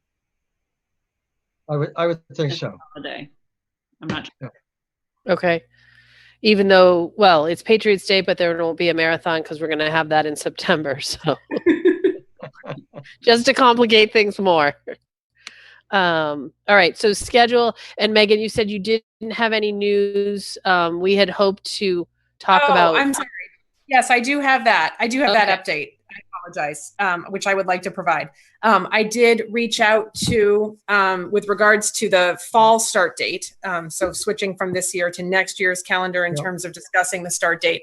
I did reach out to our administrators, not our principals, I apologize, to Bill, Carrie, our town clerk, as well as Elizabeth Almeida, select board chair, and Jody Ross and the League of Women Voters, to ask the questions regarding the September 1st state primary date, which is unusual for this upcoming year and does pose a hurdle in that we as a school system, along with the League of Women Voters, spent much time discussing last year our support of not having voting in our schools while school is in session. And that was for numerous safety reasons, and we all were unanimously in support of that. So what I basically asked everybody, mostly Patty Doobie, town clerk, was with regards to the possibility of moving voting precincts for that election, and what are the logistics and issues that come up with that. And she responded very promptly and very comprehensively with some issues presented with that. One being obviously that they have to let the state know of any changes to precinct locations. And she believed that that is with a 60-day notice prior to the election date. She was going to confirm that. Given that the 2020 census is in progress, that could potentially alter the number of precincts that Westford has. And so the results of that also pose a little bit of a sort of wait and see, because she was not in favor of changing precincts, as you can imagine, for one election and then going back to our original precincts, let's say for the presidential election, where we know certainly turnout could be quite high. So that was her feedback. And then Lynn from the League of Women Voters also responded and appreciated that we wanted feedback from them as well. The League of Women Voters obviously continues to support not only for voter access, but for safety of our staff and students not having school on those election days. Just in terms of some viewers who had listened to our meeting had reached out to me suggesting other locations in town that could be possible precinct locations. And I really appreciated that. And I did supply some of those in the email as possibilities, knowing that, of course, the qualifications for voting precincts have to do with accessibility, parking access, capacity, sort of all of those things. And so our schools offer the best choices for those qualifications. So basically the answer was no. We don't want to change those. We obviously do have this unusual state primary on the 1st, but it was helpful to get that background information and understand where things stand. And I thank Patty and all of those that you contacted, and thank you for contacting them all for being candid in their answers, and willing to at least think about it, explore it, and give us some kind of feedback. That's very appreciated and helpful. Absolutely. So I'm not sure that we have then any changes then that we can make in the September, but I think right now we want to get next year's calendar out, but I think we're still working on things and trying to finalize that draft given this crazy environment. And right now we're going to focus on, I think the next priority will be April vacation, that May date. And so as we hear from the select board, we'll be able to make changes as we go. I'm gonna ask, Yep. if I might say, every year we generally send out a memo to families that don't plan their vacations in June too tight to the anticipated last day of school, even after the 5 snow days. And I would say the same thing moving into the next school year, that just be careful in terms of vacation time that might be yet to be scheduled, to not schedule it too tight to the end of August at this point in time, because we're still in the process. There may be some collective bargaining impacts of this in terms of next year's calendar, because that is part of the negotiations process at the present time. So I think we would be best served to let the calendar lie for right now until we have a little bit more definitive information through the negotiations process. Agreed. 2 questions that just came in, and I do think they're worth asking, is if a teacher gets sick during this process, how are we handling a substitute or some other mechanism for getting that class the information? Yeah, that's what we are continuing to work on. We don't have a specific answer yet. We certainly know that unfortunately very well may pop up for us. So tomorrow morning, the central office team is convening, and then we're going to sort out that particular piece along with some of the other logistics, but that's a very important one. Okay. And now that school is closed, how do people register if they're still, I know that people are still moving into town and changing things. How do we get kids registered? This is specific to grade 1, but I would think in general. Is there a process? Yep. Well, parents can complete registration forms online. I know, we are still continuing with our centralized registration process, although we are closed. But I would suggest that mostly be conducted online. And is that on our district website? Yes, the registration process is on the district website. And the few calls that I have received in regards to that, I have directed them to the email addresses to the school offices, and they have been contacting directly those parents and taking care of that with them remotely. Oh, very good. So at this point, they should contact the building principal or the building administrative assistant, and they will handle that. Central office isn't handling that at this time. Yeah, we just don't have the staff right now in place to handle that. And I think it provides that school experience that a lot of the families are looking for right now. Okay. And the secretaries are happy to do it. And so they are also working remotely, because I know that was a question. Yes, they are, but they're reaching out to them to fill out those forms remotely and taking care of it. Okay.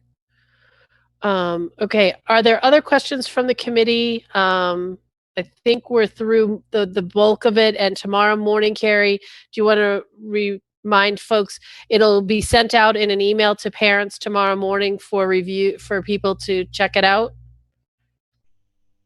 Yes, tomorrow morning. I think Bill has a letter that has been drafted, and we'll send that out. And in it is the link to each of the plans. And again, we ask everybody not to skim it, but to read it very, very carefully, because there are just a lot of nuances that we had to put in there. And hopefully we've chunked it in a way that isn't too overwhelming for people, but it does have the information that's necessary. And then, as always, just you can email the building principal or me or Bill for any questions. Is that the right chain of command? Is if they have questions, start with the principal, see if they can help with any kind of the nuances of it, and then take it from there? Yes, exactly. And if the principals are looking for some additional guidance in answering it, they'll reach out to us, but then that also helps build capacity. So if it's questions about just the program in general, Yes, start with the principals, please. Okay. Yeah. I would think that that would ease email congestion. Okay, other questions from, I'm just going to check the Q&A. I think we had gotten through most of the questions. Okay. So if there's nothing else, I know we're going to adjourn to executive session, but we will end this call, and I think everybody has the connection. We'll start on a new call for executive session. Thank you for all the hard work, everybody. I just appreciate all the time that's been put in. And Ingrid, I hope you're not really like sleeping under your desk in a sleeping bag and never going home. No, We- no, I'm we going need a home. motion to adjourn. We All have right, an good night. extraordinary team. Thank you. Yes, indeed. And Bill, we're very glad to see you back and hope for continued healing for you. It's great to see. It's the first time I've seen a lot of you in 3 weeks, and it's great to see you again. And I'm operating at about 50% at this point in time right now, but it's been great to be engaged again with you. Well, Well, your thank you. 50% looks pretty good. I'll take it. All right. Okay. And Thanks. Bill and Carrie, you should also have the link for the executive session. I don't anticipate it being long. I just want to make sure we have a chance to update everybody on what was going on. Is that something that was emailed to us, Chris? I just sent it to both of you. Oh, good. Okay. Okay. All right. So thank you, public. Again, if you have, Let's we see will what be we here. have here. Same. Okay, thank you. Whoop. Avery, do we need to Motion to actually adjourn. vote on the record? Do we need Oh, to vote right, to go right. into executive session? But we Yeah. also need to vote on two things. Thank you for that. We need to approve the MOU, which I believe you all saw, with the teachers to agree to this new way of living. And that I believe the union leadership has already signed. And if everyone is okay with that, we need a motion to approve the MOU with the teachers union. So moved. Second. Okay, then I need a roll call on that. Chris, Aye. Sean, Aye. Megan, Aye. Ming Chen, Aye. Carrie, no, not Carrie, Alicia, Aye. and Gloria. Aye. All right, so that's unanimous. The other thing is we also want to, I think, Carrie, you had asked for an official motion on moving to the remote learning. I think the MOU does exactly that, voting on the MOU, because the MOU is Captures it. Yep. to that plan. All right, so we don't need to actually put the remote learning into place, that the MOU does that. That's correct. Okay. Avery, do you have the language for what we're moving to executive session? Is somebody going to read that? I will do that. I'll make that motion. Thank you. Motion to adjourn to executive session to discuss strategy with respect to collective bargaining, and an open meeting may have a detrimental effect on the bargaining position. The committee will not return to public session. And so I'll do another roll call. Chris, Aye. Sean, Aye. Megan, Aye. Ming Chen, Aye. Alicia, Aye. Gloria. Aye.